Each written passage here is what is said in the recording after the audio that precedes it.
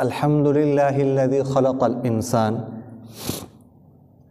والصلاة والسلام على عبده الذي فضله بالعلم والإعجاز والبيان وعلى صاحبه أبي بكر من جمع القرآن وعلى الفاروق الموصوف بالعدل وكذلك كان وعلى عثمان التقي الحي الذي تستحي منه ملائكة الرحمن وعلى علي سيد العلماء والشجعان وعلى سائر أهله وأصحابه صلاة قائمة على ممر الزمان. أما بعد فأعوذ بالله من الشيطان الرجيم. بسم الله الرحمن الرحيم. وآتوا اليتامى أموالهم ولا تتبدلوا الخبيث بالطيب ولا تأكلوا أموالهم إلى أموالكم إنه كان حوبا كبيرا وإن خفتم ألا تقسطوا في اليتامى فانكحوا ما طاب لكم من النساء مثنى وثلاث ورباع فإن خفتم ألا تعدلوا فواحدة أو ما ملكت أيمانكم ذلك أدنى ألا تعولوا. وقال رسول الله صلى الله عليه وسلم الدين النصيحة أو كما قال عليه الصلاة والسلام صدق الله مولانا العظيم وصدق رسوله النبي الكريم ونحن على ذلك من الشاهدين والشاكرين والحمد لله رب العالمين. عزیزان من، بزرگان محترم، قرآن پاک کی سورۃ النساء کی آیت نمبر 2 میں اللہ تعالیٰ فرماتے ہیں کہ وَآتُوا الْيَتَامَى أَمْوَالَهُمْ، کہ تم یتیموں کو ان کا مال حوالے کر دو، ان کا مال دے دو. وَلَا تَتَبَدَّلُوا الْخَبِيثَ بِالطَّيِّبِ، اور گندے کو مت بدلو ستھرے کے ساتھ، پاکیزہ چیز کے ساتھ. وَلَا تَأْكُلُوا أَمْوَالَهُمْ إِلَىٰ أَمْوَالِكُمْ، اور تم مت کھاؤ ان کے اموال کو، یعنی یتیموں کے اموال کو اپنے اموال کے ساتھ ملا کر. إِنَّهُ كَانَ حُوبًا كَبِيرًا، بے شک ایسا کرنا یہ بڑا گناہ ہے. اسلام ایک مکمل نظام حیات ہے. اسلام نے ہر شعبے کے لیے، زندگی کے ہر مرحلے کے لیے قوانین اور احکام وضع کیے ہیں. اسلام میں یتیم کے حقوق کو اچھی طرح تفصیل سے اجاگر کیا گیا ہے. یتیم کسے کہا جاتا ہے؟ تو انسانوں میں یتیم اس نابالغ بچے کو کہتے ہیں جس کا والد فوت ہوا ہو، اور اہل لغت کہتے ہیں کہ جانوروں میں اس بچے کو یتیم کہا جاتا ہے جس کی ماں فوت ہوئی ہو.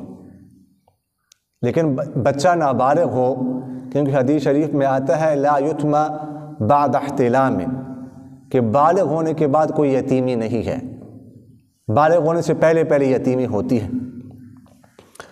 تو اللہ تعالیٰ فرماتے ہیں کہ تم یتیموں کو ان کا مال حوالے کر دو.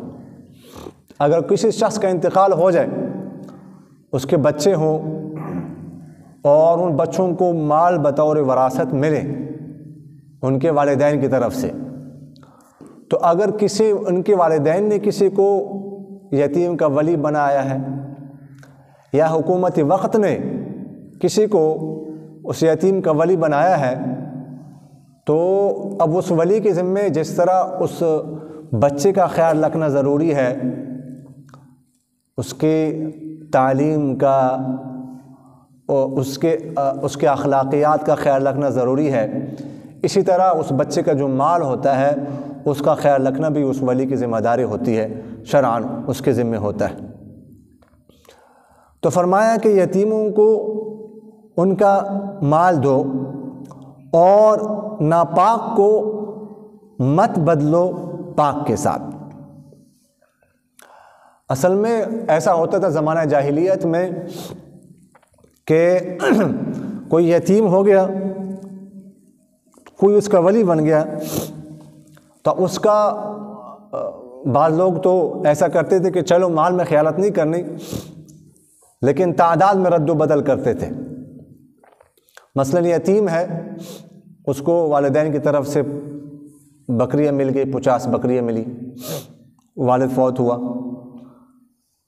اب یہ کیا کرتے تھے لوگ کہ ایسا کیا کہ اسے 5 یا 10 اچھی بکریاں لے لی اور اپنی طرف سے 5-10 جو کمزور قسم کی بکریاں ہوتی تھیں وہ ملا دی، تو 50 کی تعداد تو پوری کر لی۔ تو یہ سمجھتے تھے کہ ہم نے تعداد پوری کی، بس 50 بکری اس کو ملی تھی، 50 ہم نے دلا دی۔ لیکن کیسے پوری کی؟ اچھی بکریاں، دودھ والی موٹی تازی بکریاں لے کر، کمزور بکری دے کر یہ ہم نے تعداد پوری کری، یعنی کھوٹا پورا کر لیا ہم نے، گویا کہ اس کا حصہ دلا دیا اس کو۔ یا اس طرح اگر یتیم کو اونٹنیاں ملی ہیں موٹی تازی دودھ والی، وہ لے لی، ان کی جگہ پر اتنی اونٹنیاں کمزور لاغر خشک دے دی۔ تو اس طرح کرتے تھے۔ تو اللہ تعالیٰ نے فرمایا وَلَا تَتَبَدَّلُوا الْخَبِيثَ بِالطَّيِّبِ، کہ ناپاک کو پاک کے ساتھ مت ملاؤ۔ یہ تو آپ لوگوں نے خیانت کی ہے، تعداد کا نہیں ہے مسئلہ اس کے حق کا ہے، اس کا حق تم نے دبایا، تو یہ تم لوگوں نے ناپاک کو پاک کے ساتھ ملا دیا۔ اور اسی آیت میں اللہ تعالیٰ نے فرمایا وَلَا تَأْكُلُوا أَمْوَالَهُمْ إِلَىٰ أَمْوَالِكُمْ، کہ ان کے اموال کو اپنے اموال کے ساتھ ملا کر مت کھاؤ۔ بعض لوگ ایسا کرتے تھے کہ یتیم کو اپنے پاس رکھنا ہے تو اب کھانا پکانا ہے، اس کو بھی کھلانا ہے، تو ایسا کرتے تھے کہ اپنا بھی ڈالتے تھے، مثلا آٹا وغیرہ گوندنا ہے یا جو بھی سالن وغیرہ، تو اس کا بھی ساتھ ملاتے تھے۔ اور یہ لیکن وہ کرتے ایسے تھے کہ مثلا وہ ایک یتیم ایک بچہ ہے تو اس کے مال میں سے 5 بچوں کا 5 آدمی کو کھانا ملا دیا۔ اب یہ کہتے تھے کہ دیکھو ہم تو اس لیے ملا رہے ہیں کہ اس کو کھلا رہے ہیں، اب اللہ میاں کو دھوکہ نہیں دے سکتے، اب کیسے اس کو کھلا رہے ہیں جی، وہ ایک حصہ ڈالنا چاہیے تھا، 5 حصے اس کے مال میں سے ڈال رہے ہیں۔ تو فرمایا وَلَا تَأْكُلُوا أَمْوَالَهُمْ إِلَىٰ أَمْوَالِكُمْ، ان کے اموال کو اپنے اموال کے ساتھ ملا کر مت کھاؤ۔ اور ساتھ اس میں اس طرف اشارہ کیا کہ اپنے اموال کے ساتھ ملا کر مت کھاؤ، یعنی اگر تمہارے پاس اپنے اموال ہے، اپنا مال ہے، پھر بھی یتیم کا مال کھاتے ہو تو یہ تو بہت ہی بری بات ہے۔ ویسے بھی یتیم کا مال نہیں کھانا چاہیے، لیکن جب تمہارا اپنا مال بھی تمہارے پاس موجود ہے تو پھر یتیم کا مال کیسے کھاتے ہو؟ فرمایا اِنَّهُ كَانَ حُوبًا كَبِيرًا، بے شک یہ بڑا گناہ ہے۔ حوب یہ اصل میں حبشی کا لفظ ہے۔ قرآن پاک میں ایسا ہے کہ جو ہے نا دوسری زبانوں کے الفاظ بھی قرآن پاک میں استعمال ہوئے ہیں، لیکن ان کو معرب کہا جاتا ہے کہ اب یہ عربی کا حصہ بن گیا۔ ایسا ہوتا رہتا ہے ہر زبان میں۔ اردو میں آپ کو جو ہے نا بہت سارے الفاظ دوسری زبانوں کے ملیں گے، انگلش میں آپ کو ملیں گے۔ ہر سال جو ہے نا وہ آکسفورڈ کی ڈکشنری آتی ہے یا دوسری ڈکشنری بعض زبانوں میں ہر سال ہوتی ہے، تو اہل لسان بیٹھ کر وہ یہ دیکھتے ہیں کہ اس سال کون سے ایسے الفاظ ہیں جو اس زبان کا حصہ ہوئے ہیں۔ مثلا ہو سکتا ہے کہ ابھی آکسفورڈ کی ڈکشنری میں آپ کو سموسہ کا لفظ بھی مل جائے، ممکن ہے، کیونکہ پاکستانی یا ہندوستانی اگر یورپ میں یا ان کنٹریوں میں جائیں گے، اب وہ سموسہ کہیں گے، وہ ایک سموسہ دے دے، سموسہ سا سموسہ، تو آخرکار اس کو وہ انگلش کا لفظ بنا دیں گے، اس کو ڈکشنری میں ڈال دیں گے۔ تو اسی طرح قرآن پاک میں عربی زبان میں بھی اس طرح کے الفاظ ہیں۔ تو خوباً کبیرہ، خوب اصل میں حبشی زبان کا لفظ ہے، گناہ کو کہا جاتا ہے۔ تو فرمایا اگر تم اس طرح یتیم کا مال کھاؤ گے تو یہ بہت بڑا گناہ ہے۔ اور فرمایا وَإِنْ خِفْتُمْ أَلَّا تُقْسِطُوا فِي الْيَتَامَى، اگر تمہیں خوف ہو کہ تم انصاف نہیں کر سکو یتیموں کے بارے میں، تو فَانْكِحُوا، تو نکاح کر لو، مَا طَابَ لَكُمْ، جو تمہیں اچھی لگیں، من النساء عورتوں میں سے، مثنا و ثلاث و رباع، 2 اور 3 اور 4 کے ساتھ۔ اچھا، زمانہ جاہلیت میں ایسا بھی ہوتا تھا کہ اگر کسی لڑکی کا والد فوت ہوا اور اس لڑکی کو وراثت میں مال ملا، جائیداد ملی، باغات ملے، اور کوئی اس کا ولی بن گیا، تو اب ولی کیا کرتا؟ یا تو خود اس کے ساتھ نکاح کر لیتا یا اپنے بیٹے کے ساتھ اس کا نکاح کراتا، اور ذہن میں یہ ہوتا کہ نہیں کسی اور جگہ اس کا نکاح اس لیے نہیں کرنا کہ یہ جو اس کا مال ہے یہ کسی اور کے پاس چلا جائے گا، تاکہ یہ مال ہمارے پاس رہے، اور اپنی مرضی سے ہم نے مہر مقرر کرنا ہے، جتنا چاہا مہر مقرر کر لیا، باقی جو اس کے پاس باغ تھا، جو جائیداد تھی، جو جانور تھے، بکریاں ہوتی، اونٹ ہوتے، وہ بھی اس کے پاس آ گئے۔ ایسا بھی کرتے تھے۔ تو اللہ تعالیٰ نے اس آیت میں اسے منع فرمایا اگر تمہیں خوف ہو کہ تم یتیموں کے بارے میں انصاف نہ کر سکو گے، تو فَانكِحُوا مَا طَابَ لَكُم مِّنَ النِّسَاءِ مَثْنَىٰ وَثُلَاثَ وَرُبَاع، تو نکاح کر لو جو تمہیں اچھی لگے، اور تم میں سے 2 اور 3 اور 4 کے ساتھ، یعنی پھر ان سے نکاح مت کرو، ان یتیم لڑکیوں کے ساتھ، ان کے علاوہ اوروں کے ساتھ نکاح کیا کرو، اور کتنی عورتوں کے ساتھ نکاح کر سکتے ہو؟ تو انہوں نے اللہ تعالیٰ نے لمٹ بتا دی کہ زیادہ سے زیادہ 4 کے ساتھ۔ ویسے یہ ذہن میں رکھیے گا کہ لفظ جو ہے نا مثنا و ثلاث و رباع، اس کا ترجمہ جو ہے نا اردو میں 2 نہیں ہے، 2 ہے، اور ثلاث کا ترجمہ بھی 3 نہیں ہے، 3 ہے، اور رباع کا ترجمہ بھی 4 نہیں ہے، 4 ہے۔ اب کسی بھی اردو ترجمے کو اٹھا لیں، اس آیت کا ترجمہ دیکھ لیں، کسی نے بھی 2 3 4 ترجمہ نہیں کیا ہوگا، 2 اور 3 اور 4 کیا ہوگا، اس لیے کہ مثنا 2 کو نہیں 2 کو کہتے ہیں۔ اس لیے یہاں پر ایک بڑا دلچسپ جو ہے نا وہ اختلاف بھی ہے۔ اصل تو جمہور رضا تو یہ فرماتے ہیں نا کہ 4 سے زیادہ سے زیادہ 4 سے نکاح کر سکتے ہیں، بعض کہتے ہیں کہ 18 عورتوں سے نکاح کر سکتے ہیں۔ کیوں؟ وہ کہتے ہیں کہ دیکھیے کہ قرآن پاک سے ثابت ہے، قرآن پاک میں کہ کیا مثنا کہتے ہیں 2 تو 2 4 ہو 4، اور ثلاثہ 3 تو 3 6 تو 4 اور 6 10، اور ورباع 4 تو 4 8 تو 10، اور یہ 4 8 18۔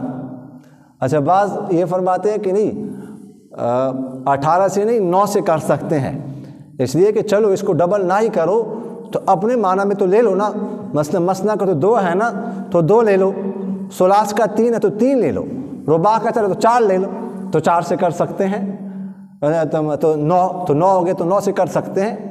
لیکن جیسے میں نے آپ سے عرض کیا ہے کہ جمہور رضا فرماتے ہیں کہ نہیں، آخری لمٹ جو ہے نا وہ 4 ہے، زیادہ سے زیادہ 4 سے زائد نہیں کر سکتے۔ اور اس میں کیا حکمتیں ہیں؟ دیکھو، یورپین ممالک نے پہلے اس کو گالی بنا دیا زیادہ تعدد ازواج کو، اب ان کے جو سنجیدہ لوگ ہیں وہ اس طرف آ رہے ہیں کہ تباہ ہو گئے، ہمارے خاندان تباہ ہو گئے، یعنی گرل فرینڈز جتنی چاہو رکھ سکتے ہو لیکن بیویاں نہیں۔ اب ان کے سنجیدہ لوگ اس طرف آ رہے ہیں کہ معاشرہ تباہ ہو رہا ہے، نکاح کر لو زیادہ، سنجیدہ لوگ یہ کہہ رہے ہیں، لیکن یہ جو غلط کام ہے اس کو چھوڑ دو۔ تو اب اس طرف آ رہے ہیں، آنا پڑے گا۔ دیکھو، یہ قدرت کا حکم ہے، قدرت کا اللہ کا حکم جو ہے وہ غلط نہیں ہو سکتا، اس میں غلطی نہیں ہو سکتی۔ تو خیر، یہ تو ویسے ہمارے موضوع سے متعلق نہیں ہے۔ تو یہ فرمایا اللہ تعالیٰ نے کہ جو ہے اگر تم یتیموں کا کو انصاف نہیں دلا سکتے تو پھر ایسی یتیم لڑکیوں کے ساتھ نکاح مت کیا کرو، اور عورتوں کے ساتھ کیا کرو۔ حدیث شریف میں آتا ہے، حضور اقدس صلی اللہ علیہ وسلم نے ارشاد فرمایا ہے کہ جو کسی یتیم بچے کی کفالت کر لے اچھی طرح، تو آپ صلی اللہ علیہ وسلم نے فرمایا کہ وہ شخص، اور میں ایسے 2 انگلی کی طرف اشارہ کیا، یہ شہادت والے درمیانی انگلی کے ساتھ تھوڑا سا فاصلہ رکھ کے فرمایا کہ وہ شخص اور میں قیامت والے دن جنت میں اس طرح ہوں گے، یعنی بالکل ساتھ ساتھ ہوں گے۔ جو شخص یتیم کی کفالت کرے گا اچھی طرح، وہ جنت میں میرے ساتھ اس طرح رہے گا۔ اور ایک حدیث شریف میں حضور اقدس صلی اللہ علیہ وسلم نے ارشاد فرمایا کہ سب سے بہترین گھر دنیا میں وہ ہے جس میں کسی یتیم بچے کے ساتھ اچھا سلوک کیا جاتا، اور فرمایا کہ سب سے بدترین گھر دنیا میں وہ ہے جس میں کسی یتیم بچے کے ساتھ برا سلوک کیا جاتا ہے۔ تو اگر کسی کو یتیم بچہ مل جائے تو اس کو غنیمت سمجھنا چاہیے، اور اس کی کفالت کو اپنی نجات کا ذریعہ سمجھنا چاہیے، اس کی کفالت کو اپنی سعادت سمجھنی چاہیے، اپنے نیک بختی سمجھنی چاہیے، بلکہ یہ کوشش کرنی چاہیے کہ اب آج کل کسی کے گھر میں تو یتیم بچے کم ہی آتے ہیں، تو اگر اب کسی کے گھر میں نہ ہو اور کسی کے گھر کسی کا والد انتقال کر جائے تو جتنا ہو سکے اس نے سلوک کرنا چاہیے اس کے ساتھ۔ بہت ثواب کا کام ہے۔ یتیم کا ذکر قرآن پاک میں 23 جگہ پر آیا ہے، 23 جگہ پر قرآن پاک میں اللہ تعالیٰ نے یتیم کا ذکر کیا ہے۔ تو اس لیے یتیم کے ساتھ حسن سلوک کرنا چاہیے اور اس کو اپنی دنیا اور آخرت کی سعادت سمجھنی چاہیے۔ اللہ تعالیٰ مجھے اور آپ حضرات کو ان باتوں پر عمل کرنے کی توفیق نصیب فرمائے۔